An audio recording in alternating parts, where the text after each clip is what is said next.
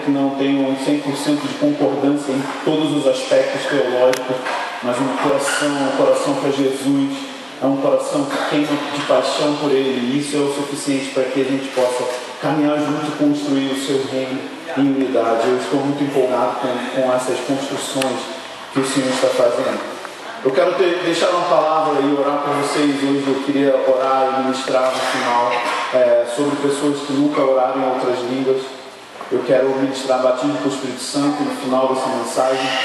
E eu queria deixar algumas coisas que eu creio que são importantes para vocês. Eu tenho estado no ministério por 15 anos, em tempo integral. E eu venho de um contexto de uma família um pouco difícil. Minha adolescência e parte da minha adolescência até a juventude eu fui envolvido com drogas e envolvimento com tráfico de drogas no Rio de Janeiro. E a minha mãe era dependente química e ela usava drogas desde sua adolescência. E eu cresci, virei um garoto de 15, 14 anos e também comecei a consumir drogas, cocaína, maconha, e tudo isso financiado pela minha mãe. Então ela tinha muito medo de que eu me envolvesse com o tráfico de drogas, ou que eu fosse para rua roubar, para consumir e ter dinheiro para comprar. Então ela mesmo me dava o dinheiro e nós íamos com alguns amigos em alguns lugares do Rio de Janeiro, como Mangueira, Jacarezinho, áreas bem legais de se estar.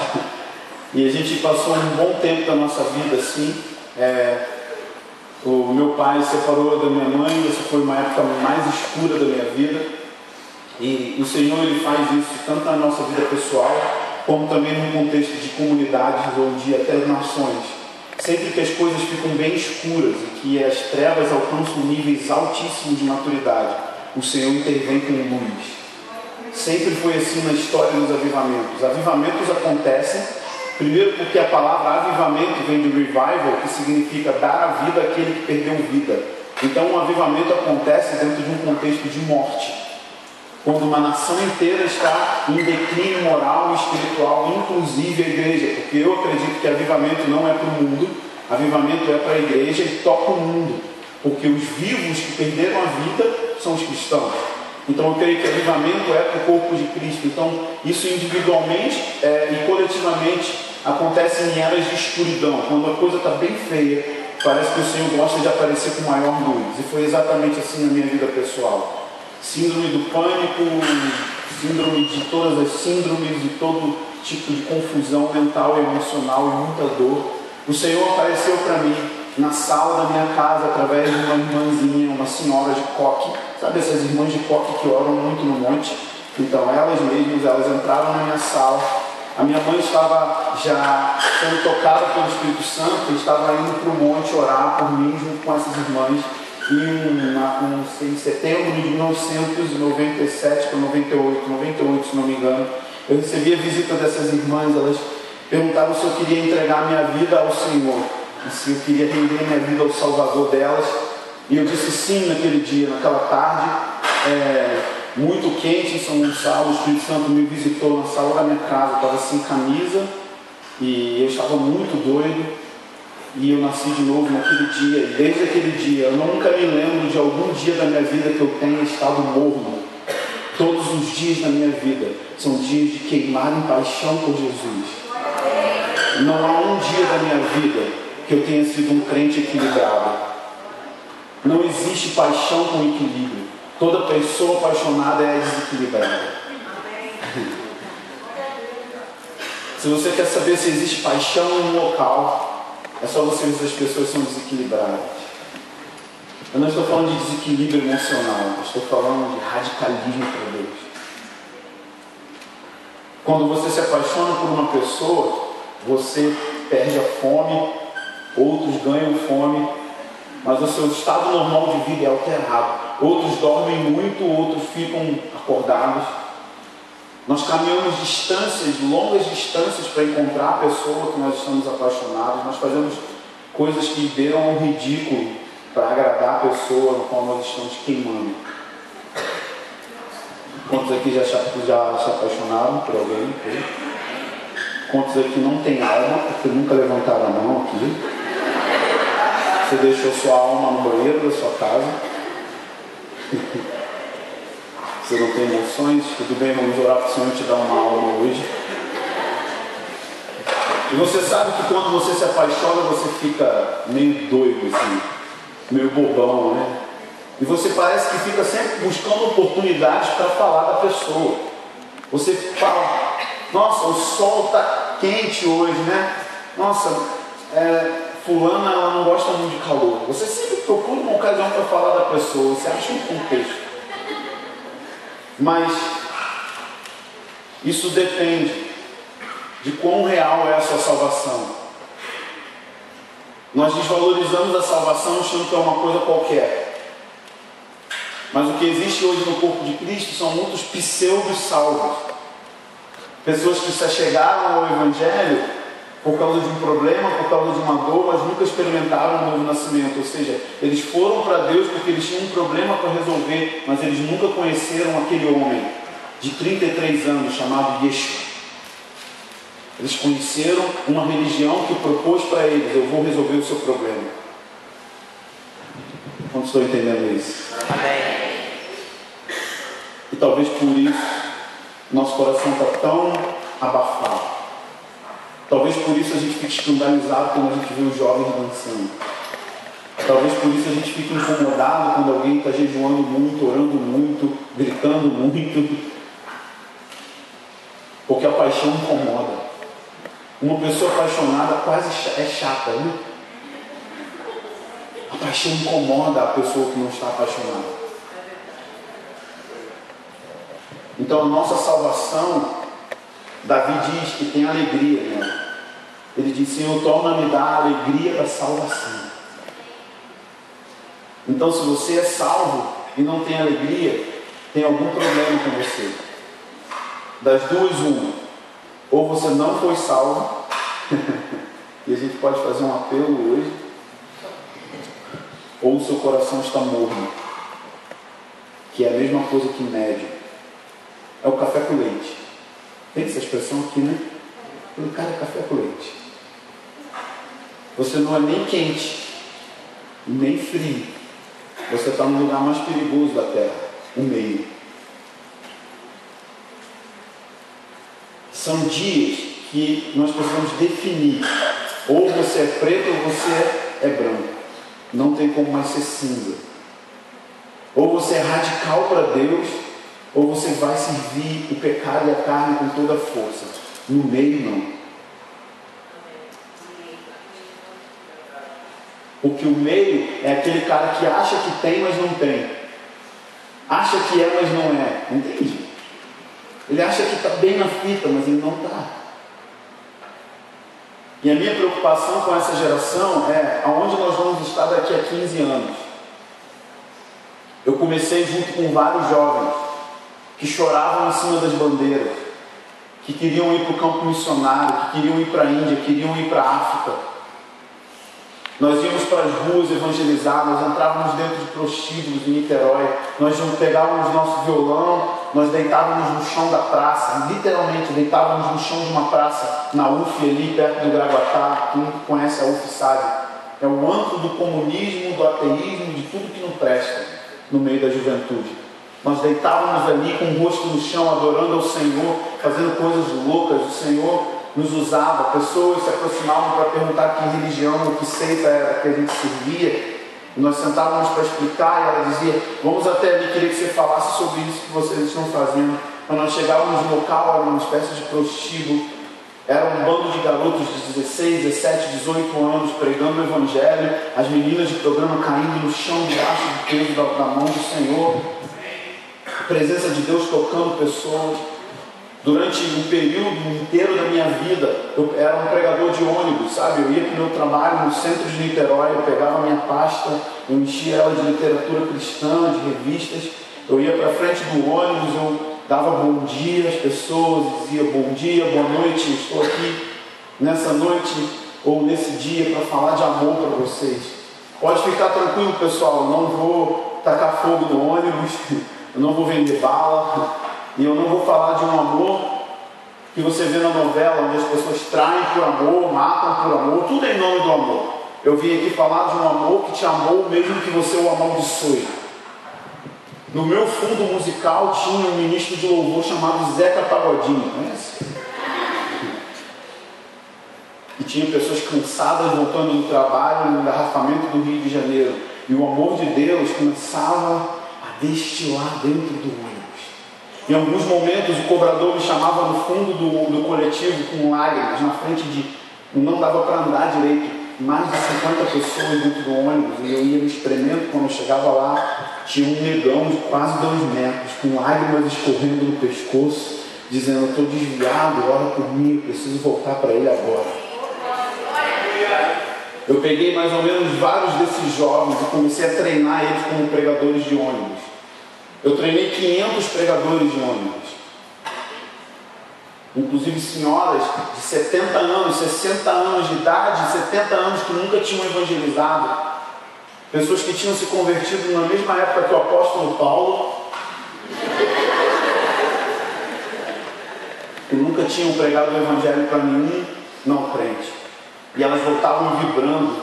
O gigante caiu, eu consegui perder a vergonha. Sabe o que faz você perder a vergonha? Paixão. Paixão te expõe a pagar mico para Deus. E eu vi vários desses jovens junto comigo. Crescemos juntos. 90% deles hoje estão totalmente fora daquilo que Deus chamou eles para fazer.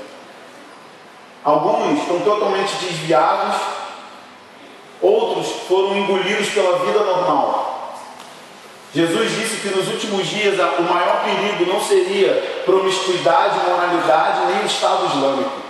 Ele disse: nos últimos dias o maior perigo vai ser as preocupações dessa vida. A normalidade da vida é o que caracteriza os dias de Noé. As pessoas estavam comendo, bebendo, casando, coisas normais. Não é errado casar, não é errado comer, mas a normalidade da vida, sabe aquela vidinha normal de ir e vir do trabalho, de ganhar dinheiro, de fazer faculdade, e você parece que vive como se fosse uma pessoa que está correndo atrás do vento.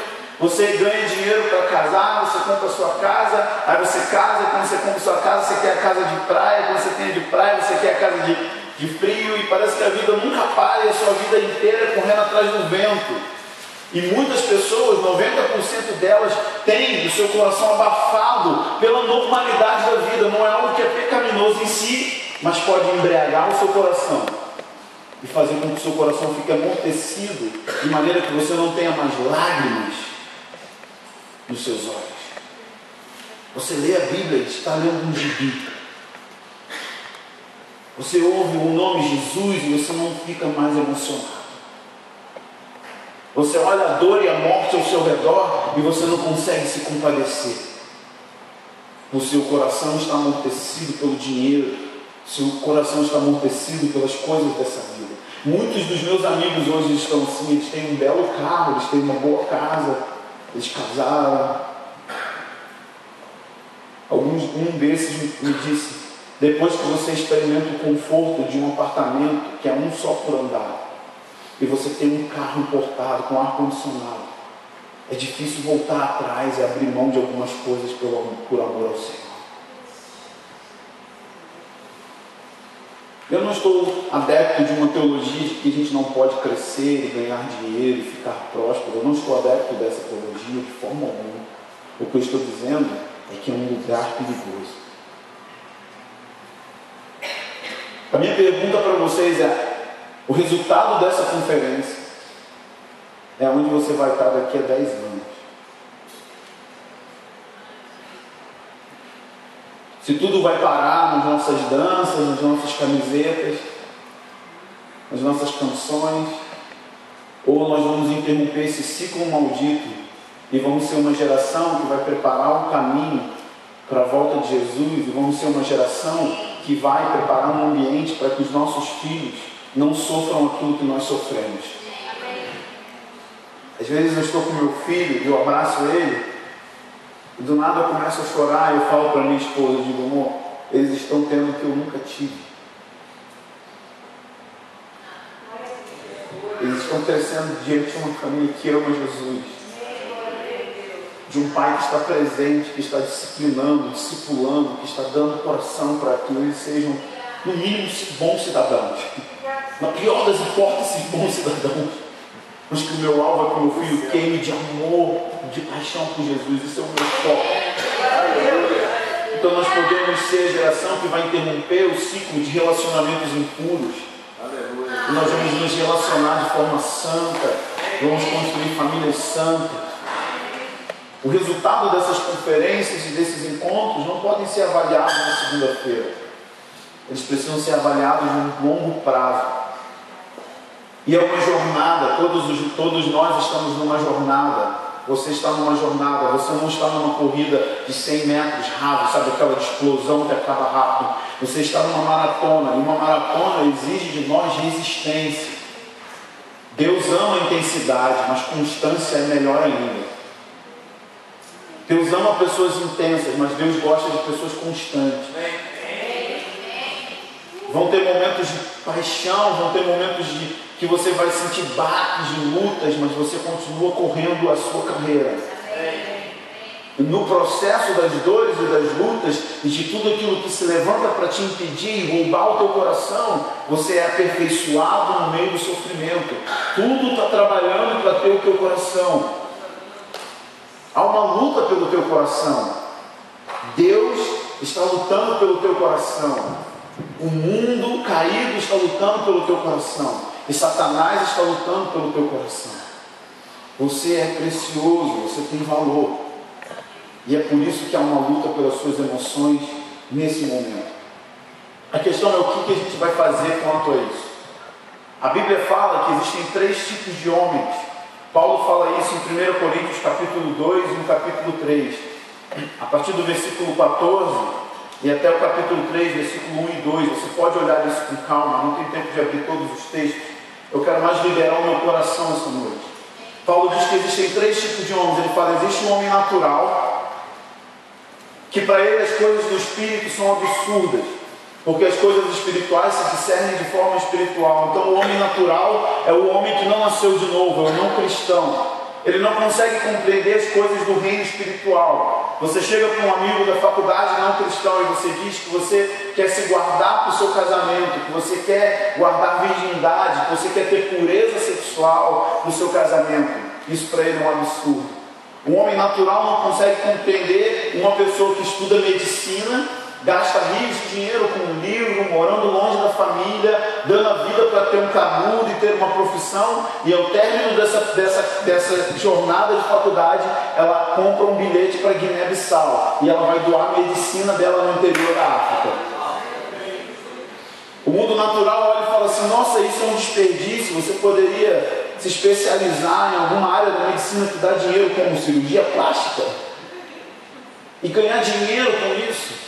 O mundo olha e diz, desperdício. O Senhor olha e diz, isso é um perfume para mim. Judas olha e fala, desperdício que Maria está fazendo. Jesus disse, que ela fez, ninguém fez, por isso que ela vai ouvir o que ninguém ouviu.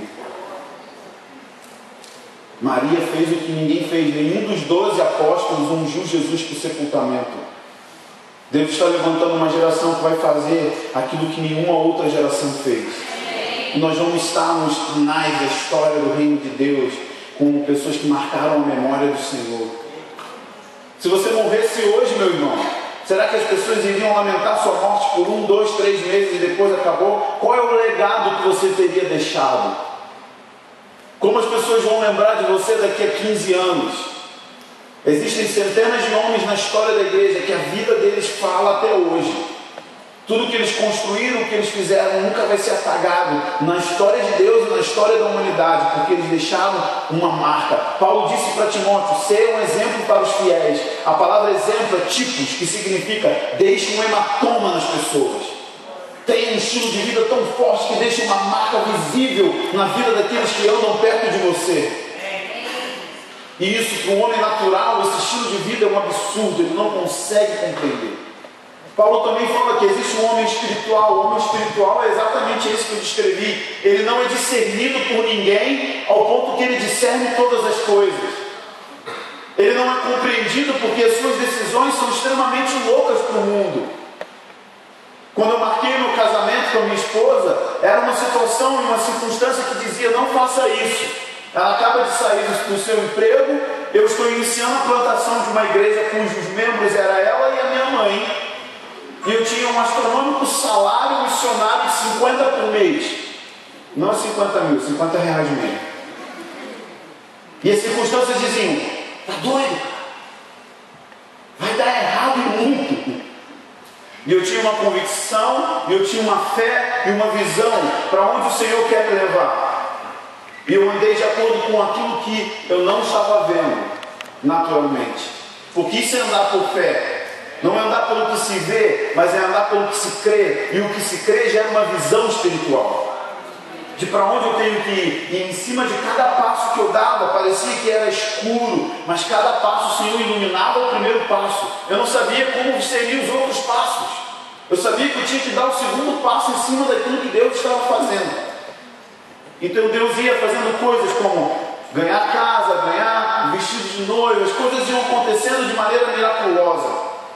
E isso era um absurdo, as pessoas ficavam realmente escandalizadas com aquele tipo de decisão que eu estava tomando. Esse é um homem espiritual. A Bíblia fala ainda mais atrás, aqui no versículo 10, versículo 9 do capítulo 2, que aquilo que os olhos não viram, nem ouviram, nem os ouvidos ouviram, nem penetrou o coração humano, são as que Deus preparou para aqueles que o amam. Deus, porém, revelou a nós pelo Espírito, pois o Espírito examina as profundezas do coração de Deus. O Espírito de Deus que está dentro do homem espiritual conhece os sentimentos, os pensamentos do coração de Deus Pai. Ele vai dentro do coração de Deus Pai, puxa tudo que o Pai está pensando ao seu respeito e começa a falar com você. Esse Espírito é um Espírito de revelação que está dentro de nós, abrindo os nossos olhos para caminhar em cima de vozes, de visões. Foi assim que Moisés caminhou. Ele decidiu andar debaixo da opressão do povo hebreu, ao ficar na casa do Egito, debaixo da regalia de Faraó, porque a Bíblia fala em Hebreus que ele viu aquele que é invisível. Ele contemplou aquele que é invisível. Ele contemplou aquele que é invisível no meio daquela sarça ardente. O anjo do Senhor aparece para ele, e todas as vezes que aparece anjo do Senhor na Bíblia, está falando de Yeshua. Era o próprio Jesus pré-encarnado. Por que o anjo do Senhor é Jesus? Porque ele é o único anjo de todo o Velho Testamento que aceita adoração. E sempre aparece como o anjo de Yahweh. Ele viu aquele que é invisível, ele viu Jesus antes de encarnar, e ele pautou toda a vida dele por essa fé. Isso é ser um homem espiritual. É gerar visões por meio de relacionamento. Então você consegue ouvir o que o Espírito Santo está falando, ainda que todas as circunstâncias digam para você: não faça isso. Você tem uma convicção de que Deus está falando com você e você caminha em fé. Mas existe risco nisso? 100% arriscado. Então você diga assim: fé soletra risco. Sempre tem risco. Mas é muito melhor andar em aventura, tateando a voz e as visões de Deus, do que ser um medroso paralisado que não vai para lugar nenhum. Porque Deus te chamou para andar por fé e não por medo. Os medrosos, que é a mesma coisa que os covardes, não herdarão o reino. Está na Bíblia. E existe o homem carnal. Esse talvez é o mais difícil da gente conseguir ter uma anatomia dele. Porque existe muita religiosidade na nossa mente a respeito do que é carnalidade. Porque o povo evangélico tem um ranço legalista sobre a sua mentalidade, então ele fica baseando carnalidade de acordo com as suas regras e leis, que nem o próprio Deus criou. E eu não quero entrar em polêmica, mas eu só quero que você pense que a visão de Paulo de carnalidade é diferente da visão da igreja evangélica do século XXI. Se eu perguntasse aqui para vocês, o que vem na mente de cada um de vocês quando eu digo, aquele irmão é carnal? Qual é a primeira coisa que vem na sua cabeça aí agora? Se eu falo, a menina que lidera o louvor, o rapaz que lidera o louvor, o rapaz que toca a bateria, ele é carnal. Aquele irmãozinho é carnal, o que vem na tua mente? Sim, mas pecador é muita coisa. O que vem na mente? Gente, vocês ficaram espirituais agora, hein? Ninguém quer. Se arrisquem, olha o medo aí. Promíscuo, imoral, o cara que pega as menininhas. Não é isso? Sim ou não, gente? O cara que vai pra balada. Nossa, que carnal, ele ouve música do mundo. Carnal, tá ouvindo música do mundo. Ou, sei lá, qualquer tantas outras coisas que a gente julga ser carnal. Eu acho muito legal essas expressões gospel, música do mundo. E você usa a roupa da onde? Do céu? Tua roupa é do mundo também. A não ser que você tenha comprado em Marte, mas aí é do mundo de Marte.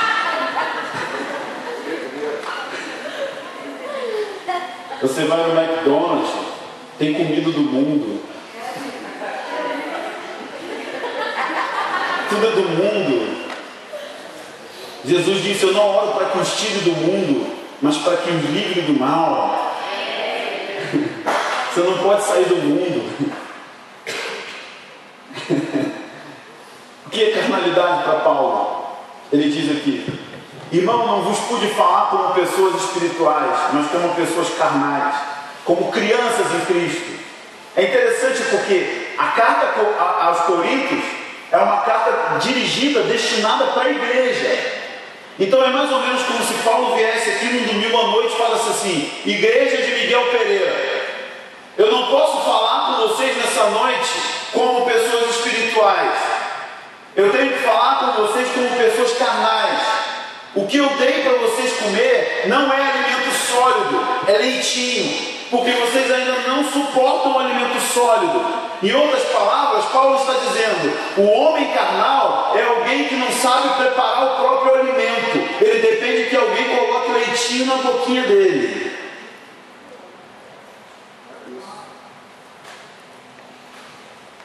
São pessoas que estão há 30, 20, 15, 10, 5 anos no Evangelho, e eles não desenvolvem uma espiritualidade ao ponto deles mesmos buscarem pessoalmente ao Senhor, buscarem o pão da vida, o pão que desceu dos céus. Eles ainda dependem de um sermão domingo à noite para terem algum contato com Deus.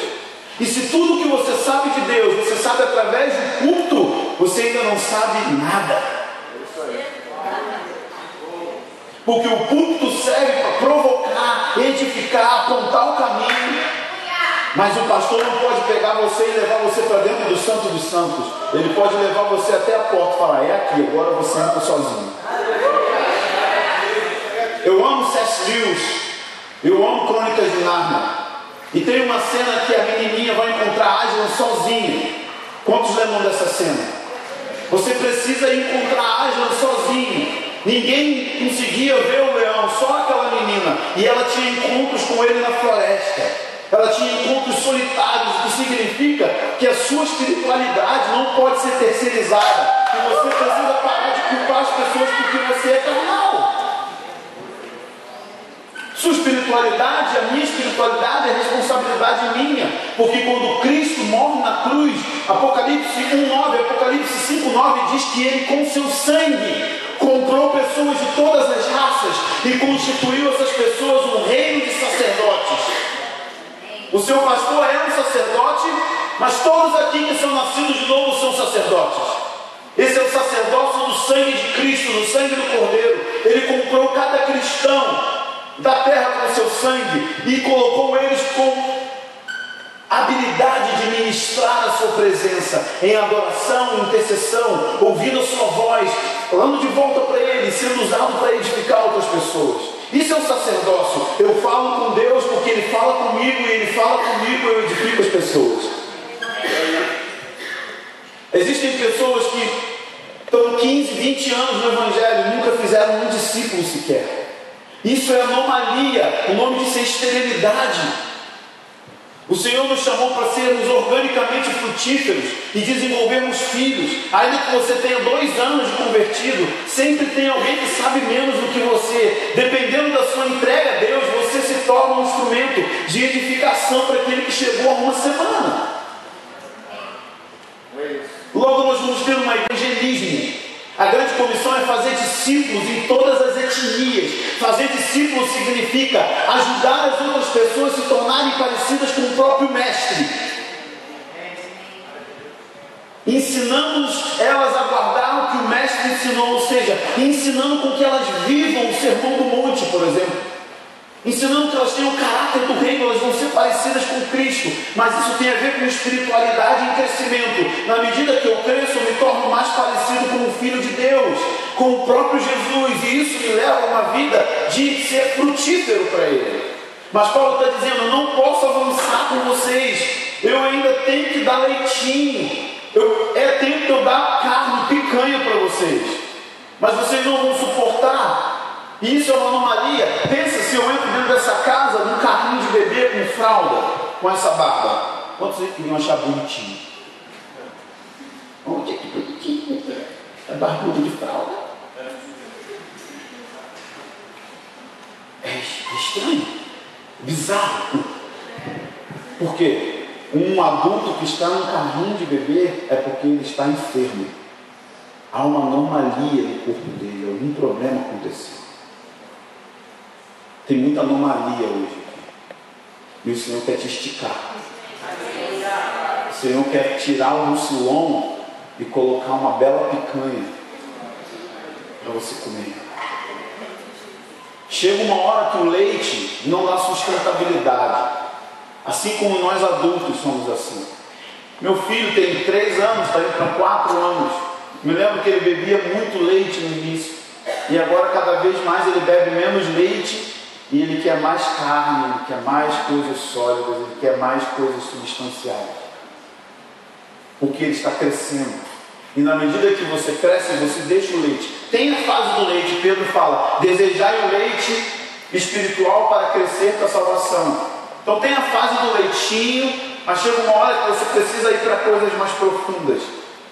Então nós precisamos entender que o conhecimento de Deus não pode vir apenas do púlpito.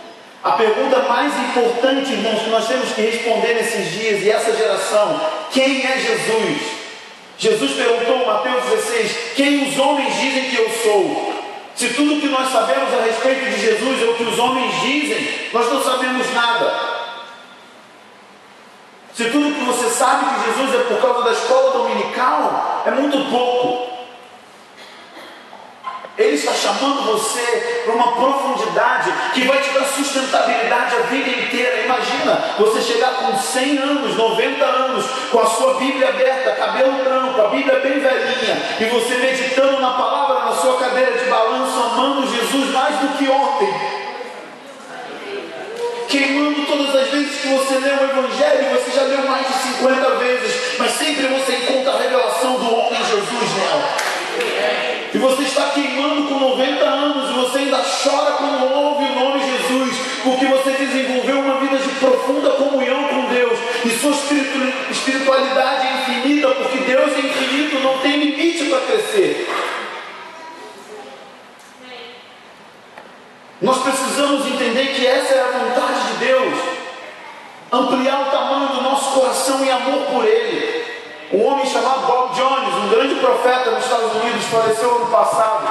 Um homem que teve visões mediúnicas praticamente. Ele profetizou toda a história da casa de oração em Kansas City. Em 1982, esse cara profetizou o smartphone. Ele disse para o Mike Bickle, que é o diretor da casa de oração: eu estou tendo uma visão com você. Jovens asiáticos estão assistindo turnos de adoração em televisões sem fio de mão. Eu estou vendo jovens assistindo turnos em relógios. O turno de adoração do iHop é transmitido web stream 24 horas por dia. E eles estão assistindo lá na Coreia. O segundo país que mais assiste os turnos de adoração é a Coreia. Em 1982 ele disse: eu estou vendo um movimento de oração no espírito do tabernáculo de Davi, e ele vai ter uma ênfase em orar pelo povo judeu. 1982 ele disse: para dizer que isso é verdade, tal dia vai passar um cometa na sua cidade. E o cometa passa. Esse cara é incrível, já morreu bem idoso, e ele teve uma experiência de morte e ressurreição, e ele foi ao céu. E mesmo fazendo todas essas coisas extraordinárias, quando ele teve um encontro com o Senhor no céu, o Senhor perguntou para ele o seguinte: ei Bob, você aprendeu a amar? O Senhor não estava impressionado com o número de profecias acertadas, o Senhor não estava impressionado com o tanto de sinais e maravilhas. O Senhor falou: quão fundo foi o seu coração em amor? Uau. Tudo que você precisa é aprender a amar. Você aprendeu a me amar? Qual é o tamanho do teu coração hoje? O tamanho do teu coração hoje vai ser o tamanho que você vai ter na eternidade, no milênio. Tudo que você tem que fazer hoje é crescer para que sua vida afete a eternidade. E o Senhor está chamando essa geração para ter sustentabilidade. Daqui a 15 anos, você vai estar amando o Senhor mais do que hoje. O tempo vai te fazer bem. Mesmo em meio às pressões e reviravoltas da vida. Minha pergunta é: onde vocês vão estar daqui a 10 anos? E como vai estar o coração de vocês?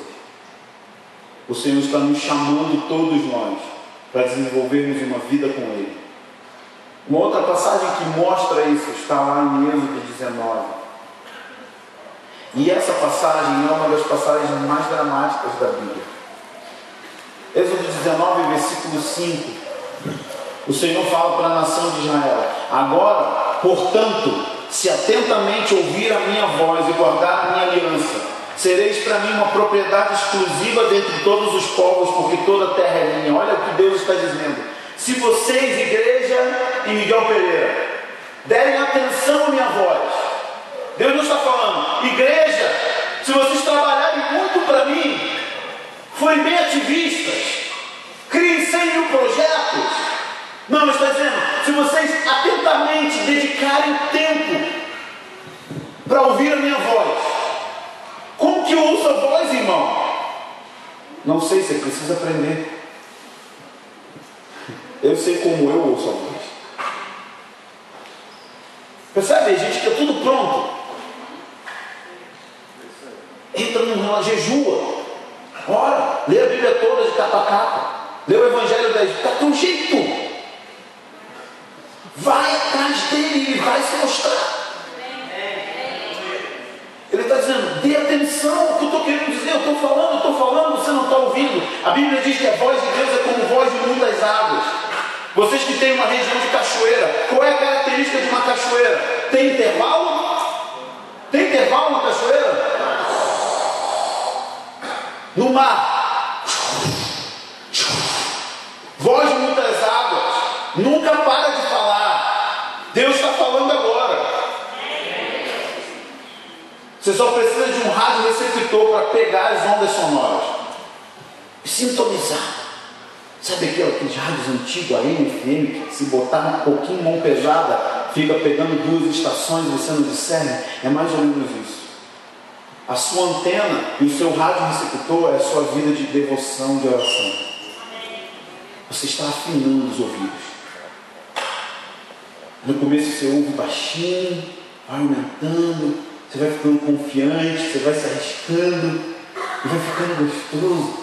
E ele diz: se vocês ouvirem minha voz, vocês vão ser um povo diferente, vocês serão só meu. Deus está convidando Israel para casar. Ele está falando: se vocês ouvirem minha voz, vocês vão guardar minha aliança. Eu vou colocar um anel no dedo de vocês, vocês vão ser minha noiva, só minha. E eu não vou dividir vocês com ninguém, vocês serão diferentes de todos os outros povos. Hoje a igreja evangélica quer ser diferente por causa do seu dialeto.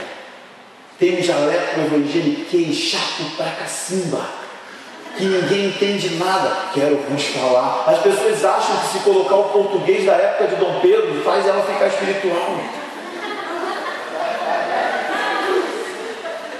Vocês já viram isso em algum lugar ou eu estou doidão?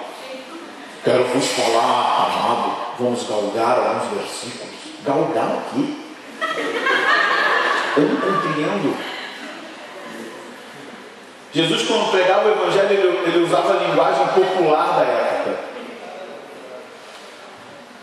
Por isso que ele falava de semente, de arado, de plantio, de azeite, porque era a cultura da época. Um missionário que não se faz entendido é uma tragédia.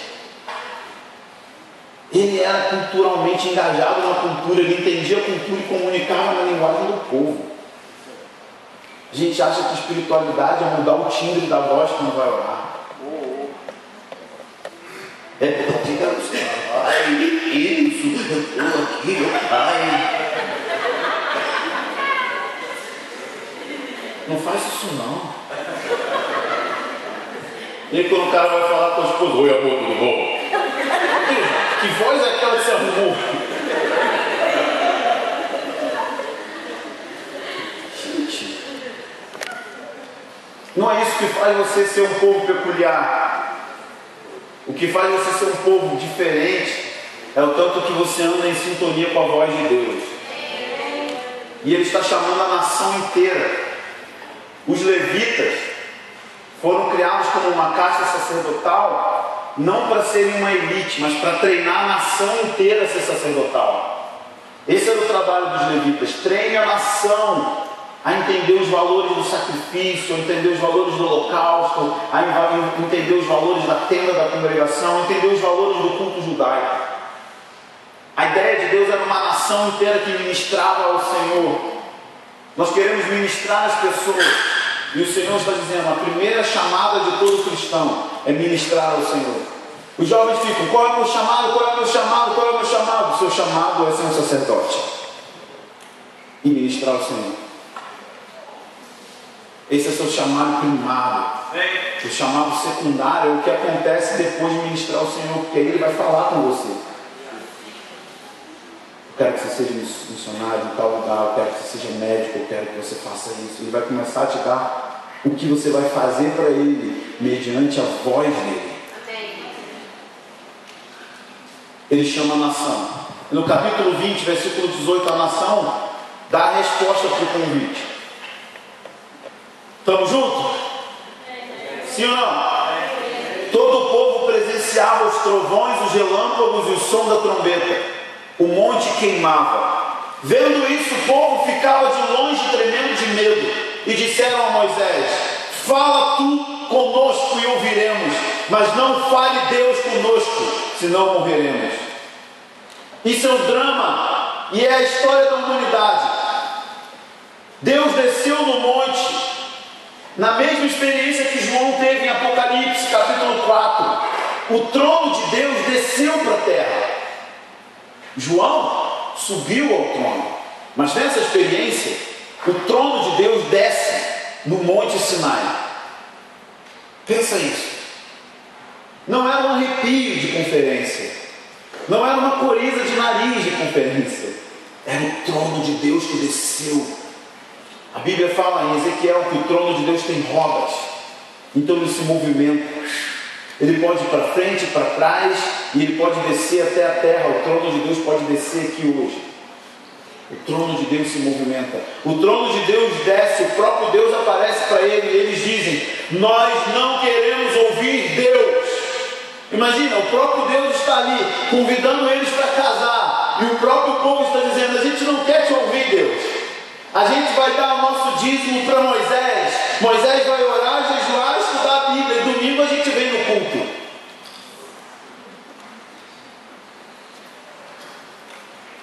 Espiritualidade tem a ver com os homens do culto. Espiritualidade tem a ver com líderes de louvor. Eles têm que ser espiritual. Eu não, eu sou membro de igreja. Na cultura judaica isso é inadmissível.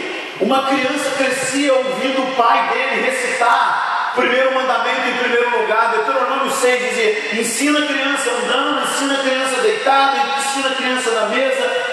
Repete para ele essas palavras, amarás o Senhor teu Deus de todo o coração, alma, força e entendimento. Eles cresciam numa cultura de devoção. Eles cresciam vendo o pai deles jejuar 3, 4, 5, 7 dias. Eles cresciam vendo famílias inteiras ouvindo o toque da trombeta e reunindo em assembleia solene no dia das festas judaicas. Eles cresciam numa cultura que envolvia Deus e devoção sempre. A igreja nasce dentro desse contexto de devoção, porque a primeira igreja do primeiro século é judaica. São judeus, eles não abandonaram o Velho Testamento. Nem Jesus abandona o Velho Testamento. O que eles abandonam são as leis cerimoniais.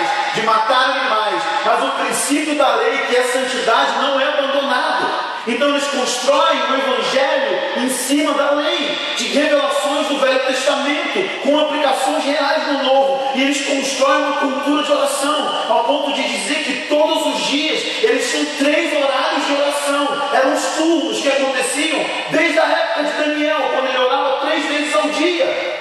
E eles mantiveram esses encontros. Você vê Pedro indo à hora da oração no templo e ele encontra o coxo. E você vai ver que Jesus tinha esses horários também de turnos, de adoração, de intercessão, de encontros com Deus. A igreja cresce nesse contexto, mas quando chega o período das trevas, onde o catolicismo começa a reinar, estabelece uma distância entre clero e leigo. Clero e leigo significa, existe uma casta sacerdotal especial e existem os leigos, aqueles que não vão se envolver com coisas espirituais. E agora em diante, nós vamos à igreja para ouvir um sermão, cantar a música que o irmão escolhe e ele se vire para me levar à presença de Deus. Que o pastor se vire para me ouvir a voz de Deus. Quando que na verdade a responsabilidade de um culto ser bem sucedido, todos nós. Nós precisamos quebrar a cultura de vir ao culto para ser abençoado e vir ao culto para sacrificar Ele. Oferecer sacrifícios de louvor agradável a Deus. Porque durante a semana você ministrou o Senhor em devoção. Então quando você chega na reunião, você já está cheio para liberar. Imagine reuniões onde nós chegamos, quando nós chegarmos, ao invés das pessoas ficarem de papo, elas já começam a orar. Vamos dar as mãos aqui, vamos começar a criar um ambiente da presença de Deus.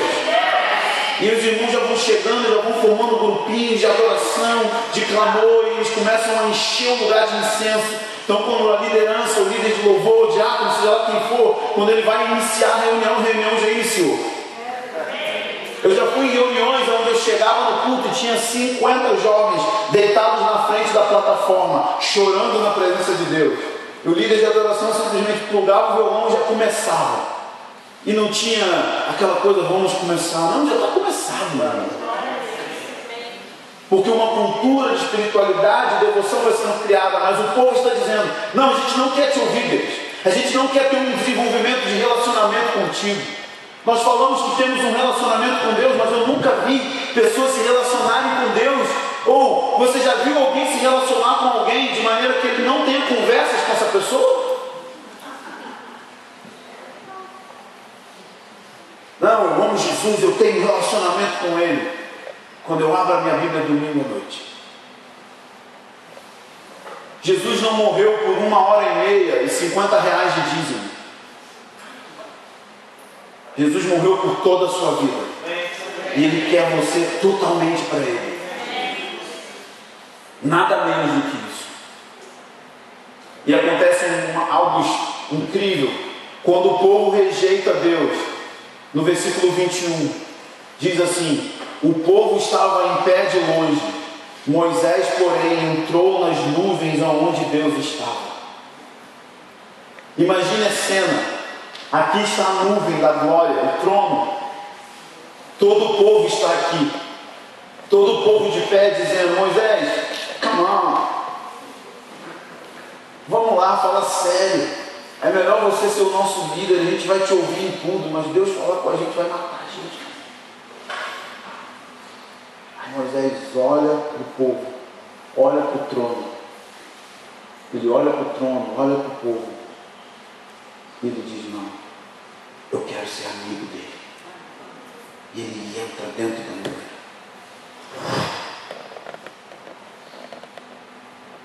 Essa é a solução para o problema da igreja. Entrar no lugar secreto. Entrar na nuvem. O Salmo 91, aquele que habita no esconderijo do Altíssimo, no lugar secreto, a sombra do Onipotente. Moisés entrou na nuvem, na sombra do Onipotente. Quando você entra nesse lugar de glória, e você vê a glória, glória não é só arrepio. Glória significa o caráter moral de Deus. O caráter perfeito de Deus. Glória tem a ver com beleza. Beleza tem a ver com simetria. Simetria é quando todas as coisas estão perfeitamente ajustadas e transmitem beleza. Um rosto belo é um olho do tamanho correto, que combina com o tamanho do nariz, que combina com o tamanho dos lábios. O nome disso é simetria. Em Deus há toda a perfeição de beleza, toda justiça, bondade, amor e misericórdia. Tudo aquilo que é perfeito está nele em transcendência. Deus não é alguém que cresceu, Deus é alguém que sempre foi. Então é por isso que os 4 seres viventes estão a eternidade inteira dizendo que Ele é santo. Santo não significa o contrário de impuro, porque Deus é santo antes de ter pecado. Santo significa que Deus é extremamente belo, que não há nada mais que fascine o coração do homem. Porque tudo aquilo que te fascina, meu irmão, te faz gastar tempo. Se você fica fascinado pela beleza de uma paisagem, você fica ali horas. Quem já foi em Arraial do Cabo aqui? Você já foi na prainha? Você já foi? E você foi na prainha e falou assim: nossa, não vou ficar aqui um minuto. Você fez isso? Não. Você pode ficar meses ali, porque tudo que transmite beleza, transmite fascínio, e o que te fascina te faz gastar tempo. Por isso que os 4 seres viventes em Apocalipse 4 estão só a eternidade inteira dizendo que Ele é santo. A Bíblia diz que eles estão cheios de olhos. Eles têm olhos por dentro e por fora. O trono de Deus está aqui. Então quando eles rodeiam o trono, eles têm uma visão de Deus. Eles dizem santo. Eles rodeiam o trono de costas. Eles dizem. E eles nunca param, porque a única coisa que eles estão olhando e contemplando é a glória da beleza de Deus. E isso faz com que você fique totalmente focado em ter prazer em quem Deus é. E isso é o segredo para ser santo. Santidade não é esforço humano. Santidade vem por meio de contemplar a beleza de Deus.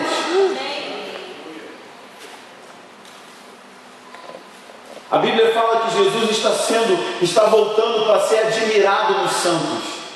A beleza dele vai ser transmitida para a nossa beleza. O que eu estou querendo dizer? Você já viu quando alguém cuida de uma criança doente, você diz assim: nossa, que bonito. Sabe por que você diz isso? Porque aquilo está transmitindo um aspecto do caráter moral de Deus, justiça. Mas imagina tudo aquilo que é perfeito concentrado em uma única pessoa, de maneira que nunca errou, nunca falhou. E que você vê João tentando descrever a beleza dele, falando que ele parecia uma pedra preciosa. Falta palavras para João dizer: ele parece uma pedra de jaspe, ele parece uma esmeralda. Ao redor dele tem um arco-íris que também é de esmeralda. Eu não consigo descrever a beleza dele. Diz que ele quase caiu como um morto. Ele falou: é muito belo. E Moisés vai e entra nesse lugar de beleza. E isso arruinou a vida dele. Eu chamo isso de bendita desilusão. Sabe o que é uma desilusão? A ilusão é quando você crê numa verdade que não é verdade. E aí a desilusão é quando você descobre que não é verdade. Você está desiludido. Então Moisés começou a olhar que tudo aquilo que ele tinha na vida no Egito era uma desilusão, era uma ilusão. Nada podia satisfazer ele, porque agora ele teve um encontro com a beleza real. E ele olha para o mundo e ele diz: tudo é cinza, você é a minha cor. Tudo não tem mais graça, estou desiludido, nada consegue mais me satisfazer. Você pode me dar $1 milhão? Não quero. Não é isso que me completa. Eu tenho alguém que é mais fascinante. Você pode me dar um ministério poderoso. Você pode me fazer um best-seller, escrever livros e livros. Não, eu encontrei a nuvem. Eu entrei no lugar escondido. Isso abriu uma fome sobrenatural na vida de Moisés, que no capítulo 33 de Êxodo nós vamos encontrar um fenômeno incrível. Moisés está tendo um encontro com o trono de Deus, irmãos. Ele não está tendo um encontro com um arrepio. Ele não está tendo um encontro com um sermão. Ele está entrando na nuvem da glória de Deus. Se eu fosse Moisés, eu morreria feliz. Eu diria: Deus, está bom, eu vi o seu trono, entrei na glória. Agora eu posso escrever um livro, as divinas revelações do trono, e ser um best-seller e morrer. Tá bom. Quantos aqui morreriam satisfeitos se vissem o trono de Deus? Só que acontece um fenômeno quando você tem esse tipo de experiência beatificadora. Você é arruinado. E nada mais vale para você a não ser Ele. Você sabe que isso é o segredo para a igreja passar pela perseguição. Porque vão tentar tirar os nossos filhos, vão tentar tirar o nosso dinheiro, vão tentar nos difamar, mas nós vamos ter tudo, porque temos Ele. E Ele ninguém pode tirar de nós.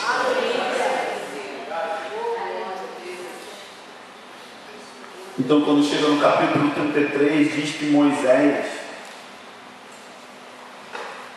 no versículo 7, costumava armar a tenda fora do arraial, chamava de tenda de encontro. No versículo 9, Moisés entrava na tenda e a coluna de nuvem descia. Veja isso. Primeiro Moisés, ele entra na tenda, na nuvem, no capítulo 20. Agora mudou o esquema. É a nuvem que desce até ele. Ampliou. Agora a nuvem desce. E aí no verso 11 diz: o Senhor falava com Moisés face a face, como quem fala com seu amigo. O cara acabou de ver o trono. Ver o trono produziu nele a desilusão. Nada mais me satisfaz, eu preciso de uma nova dose. E ele começa a desenvolver um estilo de vida de oração contínua, armando a tenda todos os dias, fora do arraial, e a nuvem descia com ele, e Deus falava com ele face a face. Quantos morreriam felizes com essa experiência? Moisés mesmo. No verso 18. O que está escrito no verso 18?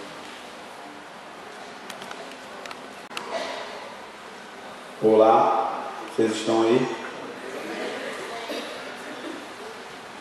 Rogo-te que me mostre sua glória. Hã? Mas você acabou de ver a nuvem que desce na tenda e que fala com você face a face e ainda fala que você é amigo.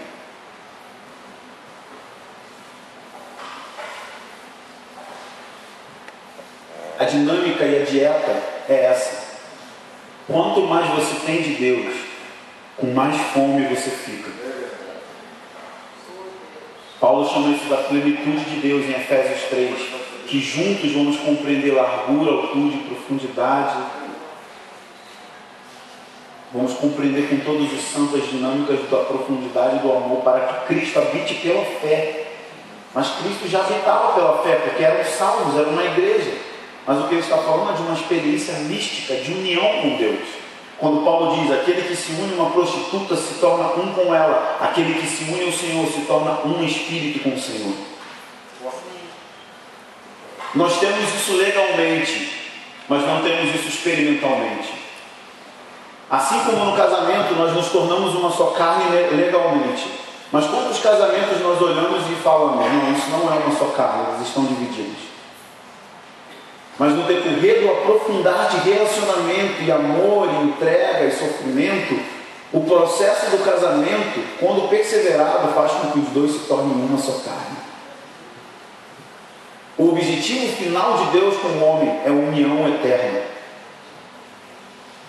O que eu quero dizer para vocês é que esse negócio começa desse lado da eternidade. João 17,3 diz: a vida eterna é esta, que conheçam a Deus e a seu Filho Jesus Cristo.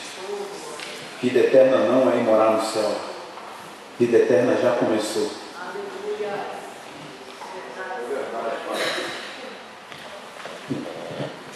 Então Moisés está falando: me mostra a sua glória. E a Bíblia fala que Deus fala: ninguém pode ver a minha glória e permanecer vivo. Então eu vou fazer o seguinte: eu vou deixar com que você veja as minhas costas, e eu farei com que passe toda a minha bondade diante de ti. Ou seja, um aspecto do caráter moral de Deus é bondade. E a Bíblia diz que Moisés era um homem sanguinário no início da sua vida, e ele termina como o homem mais manso da terra. Sabe por quê? Quando você vê a glória de Deus, ela te completa naquilo que te falta. o que faltava a Moisés era a bondade, então a glória de Deus veio e acrescentou aquele aspecto de beleza, a bondade. Se o que te falta é paciência, quando você vê a glória, você vai se tornar um homem longânimo, cheio de bondade e paciência. Por isso que Paulo fala em 2 Coríntios 3,18, que contemplando como um espelho a glória do Senhor, somos transformados de glória em glória. A igreja vai ser transformada como pela imagem do Espírito que reflete o Senhor, ou seja, quanto mais olhamos para Ele, mais nos tornamos como Ele. E se você quer sustentabilidade na sua vida, eu quero desafiar você a um estilo de vida do lugar secreto. Mateus capítulo 6, Jesus disse: quando orar, entra no teu quarto, fecha a tua porta, fala ao teu pai que está em secreto, e o teu pai que vê o que é secreto te recompensará. O lugar secreto é um lugar diferente do quarto. Nem sempre estar no quarto significa estar no lugar secreto. O lugar secreto fala de um lugar para duas pessoas, um lugar de intimidade. E ele diz que o Pai está em secreto. Jesus está usando a linguagem do Velho Testamento. Ele está se referindo ao Santo dos Santos, que era onde Deus se escondia, no meio dos querubins. Hoje o Santo dos Santos está dentro do nosso espírito. E hoje Deus habita no nosso espírito, porque Ele é Espírito. O que Ele está dizendo é: existe um lugar de intimidade com Deus que não é na alma, não é no corpo, é no seu espírito, onde você nasceu de novo. E poucas pessoas acessam esse lugar de vida no espírito, que é tão poderoso que nos faz ser capazes de não pecar. Paulo disse: se vocês andarem no espírito, não satisfarão as concupiscências da carne. Nós às vezes temos experiências emocionais, temos experiências legais de emoção, mas pouco acessamos o Espírito, porque para acessar o lugar secreto, a sua vida de comunhão no Espírito, é preciso primeiro entrar no quarto. Entrar no quarto é a nossa parte, significa a nossa disciplina, significa desligar o celular, desligar a televisão e encontrar um lugar calmo para desenvolver vida com Deus. Quantas vezes nós estamos no nosso quarto com nossas esposas, que era um lugar onde para nós estarmos focados um no outro, e às vezes nós estamos falando dos problemas da igreja ou de outros problemas, e aquele quarto não é um lugar secreto, se torna um lugar público, porque ao invés de você estarmos focados um no outro, estamos falando de problemas que nos separam. Quantas vezes nós entramos no quarto para ter um tempo de oração e a nossa mente está atribulada com problemas ministeriais, problemas da vida, contas a pagar, e nós não conseguimos conectar com Ele. Mas por outro lado, para ter a experiência do lugar secreto, tem que entrar no quarto, porque tem a ver com a nossa disciplina. Disciplina significa fazer tudo aquilo que nós podemos fazer para realizar aquilo que nós não podemos fazer. Quanto mais eu me esforço e faço aquilo que eu posso, mais eu recebo o poder de Deus para realizar o que eu não posso. Por exemplo, muitas pessoas aqui jamais conseguiriam perdoar um inimigo, alguém te caluniou, alguém que te traiu. Mas quantos aqui acham possível 15 minutos diários com a Bíblia aberta e lendo ela? Quantos acham que é humanamente possível fazer 10 minutos por dia? Levanta a mão, deixa eu ver. Quem que acha impossível fazer 5 minutos por dia na Bíblia? 5 minutos. Quem acha possível 5 minutos de leitura bíblica por dia? Quem não vai levantar a mão para nada, vai embora. Porque está travado aqui. Está mão mirrada, vou orar. É possível gastar 15 minutos por dia. Isso é disciplina. Quando você faz todo dia a mesma coisa, algo que você pode fazer, Deus começa a liberar graça para você realizar coisas que você não conseguiria fazer naturalmente, como por exemplo andar em santidade. Disciplina também tem a ver com liberdade, porque o tanto de coisas que você faz repetidas vezes te leva a ter liberdade para praticar coisas que você não tinha habilidade. Por exemplo, um músico virtuoso, ele treina horas e horas no seu instrumento, e você pode colocar ele para tocar com as luzes apagadas e ele não erra um acorde sequer. Porque o tanto que o corpo dele treinou aqueles movimentos, agora permite com que ele tenha liberdade para executar virtuosidade na guitarra. Assim é um atleta de ginástica olímpica. Ele treina desde 6 anos de idade aqueles movimentos para um dia nas Olimpíadas ele conseguiu uma medalha e ele executa movimentos de liberdade. Olhando o que ele faz, dá a impressão de que é possível fazer também. Mas creia, não é. Aquilo ali é o resultado de disciplina. E disciplina vem da palavra discípulo. Jesus tinha um estilo de vida de disciplina. Ele era um homem. E as pessoas pensam que os milagres que ele fez como Deus. Todos os milagres que Jesus fez, ele fez como homem. Porque pensa, se ele fez como Deus, não seria necessário crescer. E Lucas fala que ele cresceu em graça diante de Deus e dos homens. Ou seja, como homem ele precisou jejuar. Como homem ele precisou ir para um lugar de madrugada orar. Ele precisou ser ungido pelo Espírito Santo e depender do Espírito Santo para operar sinais e maravilhas. Diz que ele nada fazia que ele não via o Pai fazer, que ele não ouvia o Pai. Então por isso que em Marcos 1,35, depois de curar uma cidade inteira, diz que Jesus foi para um lugar deserto de madrugada e ali ele orava. Pensa, o Filho de Deus, Deus em carne, tinha que acordar de madrugada, disciplinadamente, depois de ter ministrado uma cidade inteira. E ele precisava descobrir qual é a sua agenda para hoje, Abba. O que você quer fazer hoje nesse dia? Você tem uma agenda. Qual é a agenda de Deus para amanhã de manhã? E ele ia para um lugar de oração. Lucas 5,17 diz que ele ia para um lugar deserto e ali ele orava.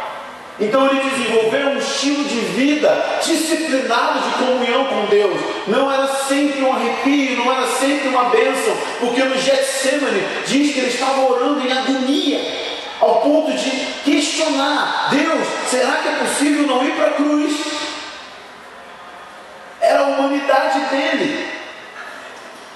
Nós precisamos entender que o mistério da encarnação, Deus nasceu no corpo de um bebê e sofreu todas as coisas que um ser humano sofre. Então ele tinha sim sono, ele tinha fome. E ele entende quando você acorda com sono para fazer devocional, porque um dia ele acordou de madrugada e ele também estava sonolento, porque ele é humano. Diz que ele estava com a alma profundamente angustiada. Ele entende você porque ele também se angustiou. Mas no meio disso tudo ele desenvolveu disciplina. Então, se você quer ter uma vida de sustentabilidade, a primeira coisa que você precisa fazer é você precisa ter uma agenda. E você precisa colocar um horário fixo na sua agenda. Qual é a hora que você vai ter um encontro com Deus? Se você não planejar tempo de oração, você não vai orar. Então você precisa ter uma agenda e falar todo dia 7 da manhã. Ou qual que é o horário melhor para você. Não tem um horário que é religioso, mas qual é o melhor horário que você pode parar meia hora com a Bíblia aberta, dobrar os seus joelhos e colocar a sua vida diante dele. Mas isso é muito religioso, irmão. Você está querendo dizer que eu tenho que ter uma hora e um lugar para encontrar Deus? Exatamente isso. Porque Deus é uma pessoa.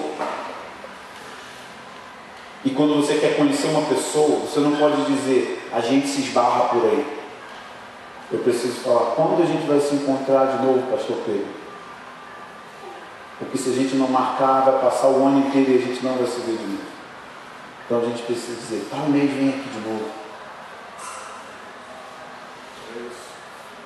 E com Deus é a mesma coisa. Então eu quero deixar algumas dicas práticas antes da gente orar, ok? A primeira é essa: tenha a agenda, coloque o seu horário fixo, anote num papel, um papel na geladeira, coloque para o lado, coloque ali para despertar o relógio todos os dias naquele horário. Segunda coisa, você vai organizar a sua agenda, ou seja, você vai programar o seu dia anterior de acordo com a sua vida de oração. O que significa? Se você tem um emprego e você precisa ir para o trabalho, você vai separar a tua roupa para o trabalho um dia antes. Nossa, mas que coisa boba, isso não é espiritual? Sim, é. Porque se você não separa a sua roupa antes, você vai perder tempo de manhã procurando roupa. E se você é mulher, é pior ainda. 30 tipos de saia, para 200 tipos de sandália, para 500 tipos de bolsa. E qual é a prendedora de cabelo que combina com cada um?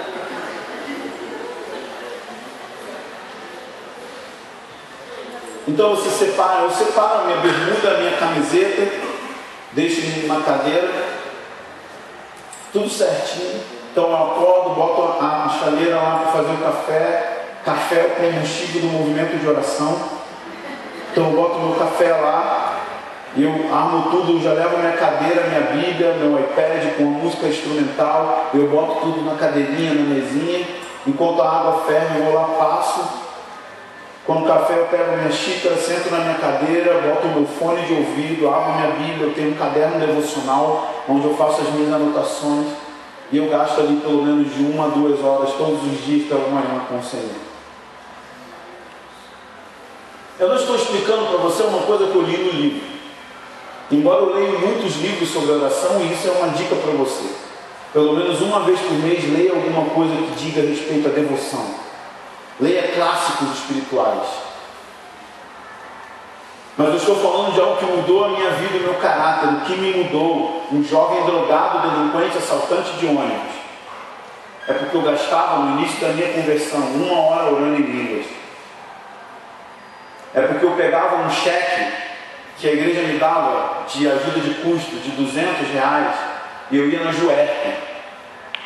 E eu comprava 2 livros a cada 2 meses, porque era para isso que dava o meu dinheiro. E eu fui montando a minha biblioteca. Eu não tinha neurônios, eu fumava de 6 a 7 baseados por dia. Não coloque desculpa na sua incapacidade intelectual. Seu cérebro é um músculo. E o Espírito Santo pode batizar o seu cérebro. Eu leio livros e eu decoro capítulos inteiros e dou aula no dia seguinte. Sabe por quê? Graça. Não tem a ver comigo. Eu sou o homem mais desqualificado dessa sala. Eu terminei meus estudos fazendo supletivo,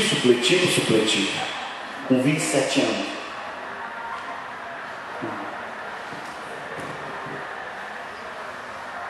Eu me tornei um autodidata. Porque oração é encontro com Deus. E quando você encontra com Deus, há um potencial infinito de criatividade.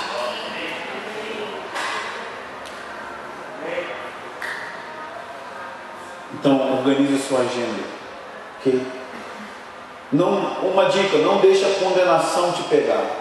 Vai ter dias que você vai falhar, que você não vai conseguir orar. E Deus não está bravo com você por causa disso. Começa no outro dia. Eu fiquei 1 semana sem orar. Começa na outra. Nosso Deus é o Deus da segunda chance, amém? Eu amo a segunda chance. Não deixe a condenação te pegar. Outra coisa, um vício que o brasileiro tem, viciado em emocionalismo. 80% do meu tempo de oração eu não sinto absolutamente nada. Nem um arrepio. Quantos aqui já abandonaram um lugar de oração porque quando foram orar parecia que estavam falando com a parede? Creia, sua oração não te comove, mas comove Deus. Algo está acontecendo enquanto você fala com Ele. Você olha a vida de Daniel, ele foi para a Babilônia com 13 anos. A primeira visitação angelical de Daniel foi quando ele tinha 84 anos. Ele levou 66 anos para ter a primeira experiência sobrenatural. Antes disso ele fazia uma coisa, na verdade 3. Durante 66 anos Daniel orava 3 vezes por dia de frente para Jerusalém. Ele não dependeu de experiências para ter vida de oração. Anseie por experiências, anseie sentir Deus, anseie ser visitado pelo Senhor e ser tomado de choro, riso, alegria. Eu já tive várias experiências arrebatadoras. Mas o que o Senhor quer é que a gente confie e ande por fé, porque o justo vive pela fé e Deus é galardoador daqueles que o buscam. Você vai ser recompensado, ele disse, vocês vão receber uma recompensa. e eu sou a recompensa. Ele disse: Abraão, eu sou o seu galardão. Se você me busca, você encontra, você vai me ter, e eu vou ter o seu coração e você vai ser impactado. Então não dependa de emoções. Segunda, última coisa, não fique se comparando às pessoas. Fulano ora 5 horas, ora só 15, esquece isso. Desenvolve a sua jornada com Deus. Não tem a ver com o tanto de horas que se ora, embora é importante ampliar, mas tem a ver com a qualidade do encontro que você tem com Deus. Às vezes em 15 minutos você tem um impacto que é maior do que a pessoa que ficou 5 horas. Depende do tanto de concentração que a gente consegue alcançar naquele momento. E não deixe as raposinhas roubar você. Quando você estiver em orar, vai vir pensamentos errados, vai vir pensamentos vagos, você vai ficar pensando em problemas. Não tem problema. Reconecta.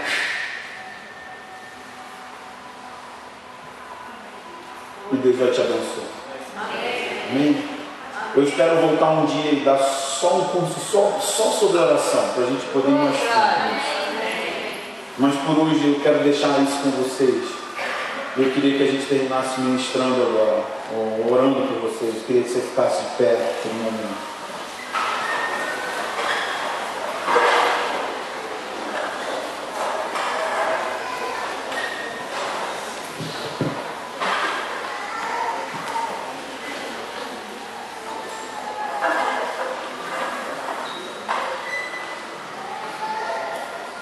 Uma das coisas que nos ajudam na nossa vida de oração, o que colocam gasolina no fogo, é o Espírito Santo.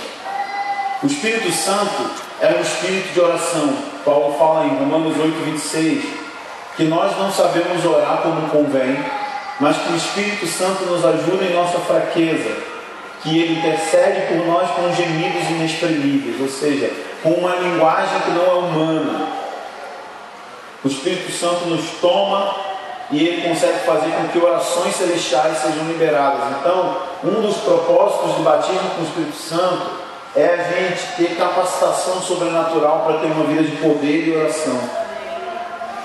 Mas existem muitas coisas que impedem a gente de receber isso. A primeira coisa que as pessoas pensam é que orar em línguas não é para todos. Orar em línguas é só para alguns, como se fosse os 9 dons do Espírito Santo. Mas não é isso. Paulo fala que tem uma diferença entre orar em línguas para edificar a si mesmo, 1 Coríntios 14, e existe um outro dom, lá em 1 Coríntios 12, que ele chama de variedade de línguas.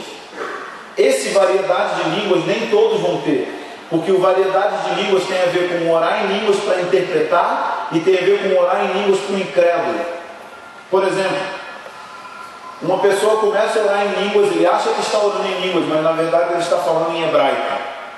E provavelmente tem um judeu não crente no meio e é uma palavra para aquela pessoa. Isso é o orar em línguas para o indulto. Paulo fala isso em 1 Coríntios 14. E existe o orar em línguas para a interpretação, que é quando é uma profecia, ou uma palavra para uma pessoa ou para um grupo de pessoas. Então, ou a mesma pessoa ora em línguas e interpreta, ou a pessoa ora em línguas e uma outra pessoa interpreta. É interpretação de línguas e não tradução de línguas. Tem gente que pensa que tem o xalabá significa B, xalacê significa D. Tradução de línguas não existe, existe interpretação, ou seja, eu oro em línguas e na mente dele é como se surgissem imaginações, parece que é uma imaginação, mas você está entendendo o que a pessoa está orando. Então nem todos vão ter essa manifestação, porque está dentro da lista de 9 dons do Espírito, que diz, são todos apóstolos, são todos profetas, são todos operadores de milagres? Não. Todos podem orar por cura? Podem, mas nem todos têm o dom de milagre. O que é dom de milagre? Milagre não é aquela cura processual, que você ora uma vez, a pessoa melhora um pouco, ora outra vez, melhora um pouco. Milagre é instantâneo, o cara pula da cadeira de rodas na hora e sai correndo. Isso é milagre. Mas todos podem orar por cura, porque todos têm o Espírito Santo e é um mandamento. Orarão pelos enfermos, e porão as mãos sobre os enfermos. Então, existem dons que são específicos. Mas quando Paulo fala, aquele que fala em línguas fala a Deus, ele está dizendo, toda pessoa que nasceu de novo. Quem é que nasceu de novo? É um cristão. O Espírito Santo já está dentro de você, habitando em você. E existe uma segunda experiência que ele chama de plenitude do Espírito, que é quando você irrompe em línguas estranhas em louvor a Deus. Atos 2 diz que eles foram batizados com o Espírito Santo, oraram em línguas. Atos 10 diz que o Espírito Santo caiu sobre a casa de Cornélio, orou em línguas e profetizaram. Atos 19 também diz que os discípulos de João já tinham sido batizados na água, já tinham sido salvos, mas ainda não sabiam o que era batismo com o Espírito Santo. Então Paulo põe as mãos sobre eles começam a falar em línguas e profetizar. Só tem uma passagem na Bíblia que fala de batismo com o Espírito Santo e não teve evidência ou manifestação de línguas, que é em Atos 8, quando a cidade de Samaria toda é salva. E aí Pedro e João vão lá e põem as mãos e diz que receberam o Espírito Santo. Só essa passagem que não tem essa expressão de línguas estranhas, mas todas as outras. Então o que eu quero dizer é que o comum é, quando alguém é batizado com o Espírito Santo, ele fala em línguas. Mas na pior das hipóteses, você fica doidão. Você baba na gravata. Porque é um poder. Mas eu quero tirar alguns grilhos aqui. Primeira coisa que você precisa entender: quando nós formos orar por você, não é o Espírito Santo que ora em línguas. Quem ora em línguas é você. Portanto, se você ficar com a boca fechada, travada assim, o Espírito Santo não vai te possuir e balançar a tua língua assim. Não, você que ora em línguas. Então você precisa ter fé de liberar essas línguas que vão vindo. Vai vir coisas na sua mente, idiomas na sua mente, vai vir coisas que você vai soltar. Às vezes você não vai sentir nada, não vai sentir arrepio, não vai ter nada, você só vai falar em línguas. Outros ficam muito doidão mesmo. Em Manaus, uma irmã ficou 24 horas orando em línguas, não conseguia mais falar em português. Foi uma bênção. Ela só escrevia, eu quero água, escrevia, não conseguia. Então existem muitas coisas que podem acontecer porque é sobrenatural, o sobrenatural não cabe dentro da nossa teologia. Então a gente precisa primeiro entender que quando eu vier receber oração, eu não vou receber um demônio. A gente fala assim, e se for um demônio?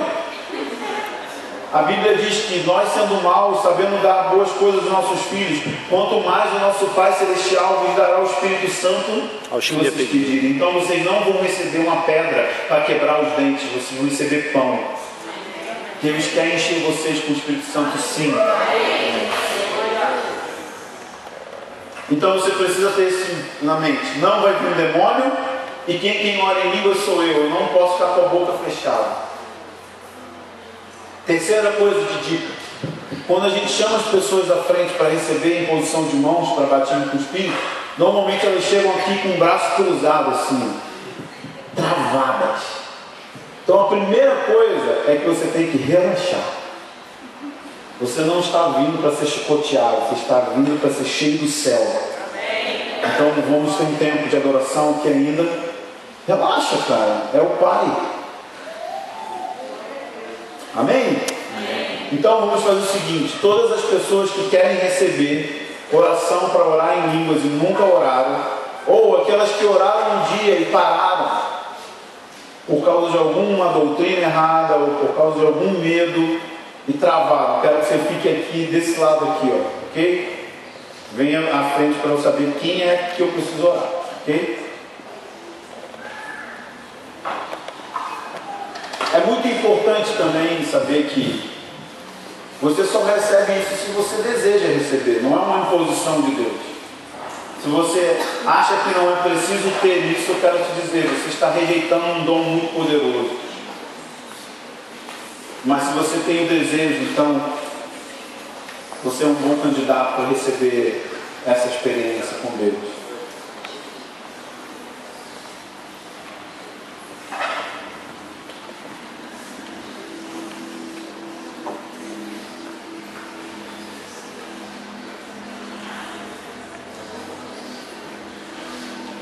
Com tantas pessoas que ficaram na cadeira, eu quero crer que você já fala em línguas. Nós vamos começar a orar em línguas agora, alto e forte. Nós vamos fazer uma cobertura de oração sobre essas pessoas aqui. Talvez você tenha alguma trava e você acha que para orar em línguas tem que sentir alguma coisa. Não. O Espírito Santo é o Espírito de oração. Se você der vazão, ele vai orar através de você. Acontece às vezes da gente nem orar, a gente já começar a orar em línguas aqui. Que a presença de Deus já está aqui. E ele já está enchendo as pessoas, elas já estão começando a sentir o toque de Deus. Então eu queria que a gente combinasse algo. Vocês que ficaram ali atrás, não fique de espectador, com o olhão aberto olhando. Se envolva também orando, ok? Então eu queria até, se você consegue, vir um pouquinho mais para frente, porque nós vamos fazer uma cobertura de oração. Puder ficar mais aqui, tem espaço aqui. Eu queria pedir a sua ajuda como cristão, para ajudar a orar. Você não vai impor as mãos, você só vai ficar por perto aqui. Nós vamos fazer. O pessoal daqui desse lado também pode chegar mais para frente. Só deixa um espaço para eu conseguir discernir quem é que eu preciso orar, ok?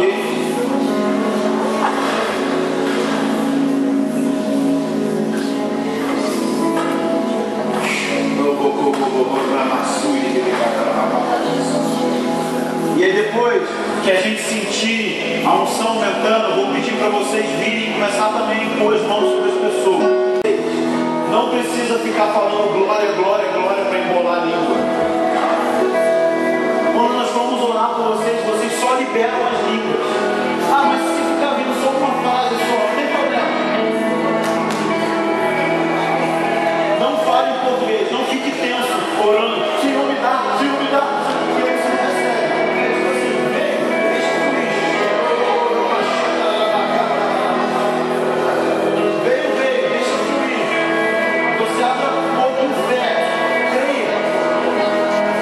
Seu interior virão rios de água viva. Rios. Nós vamos adorar um pouco juntos. Senhor, eu te peço, aumenta a sua presença aqui, como ondas e ondas de glória e eletricidade.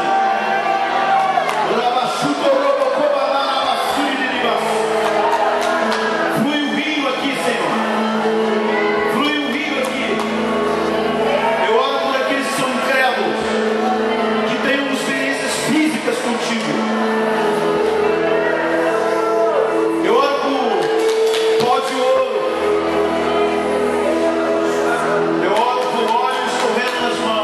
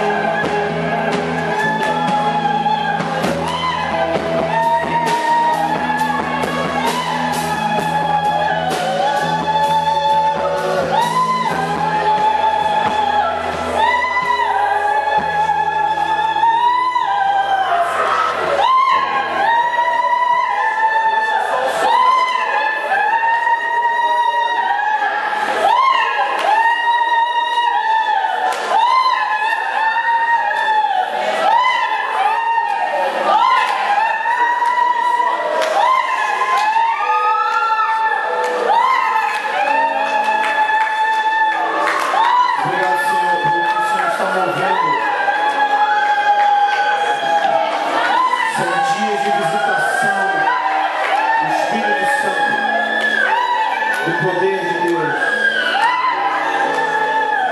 Do poder de Deus.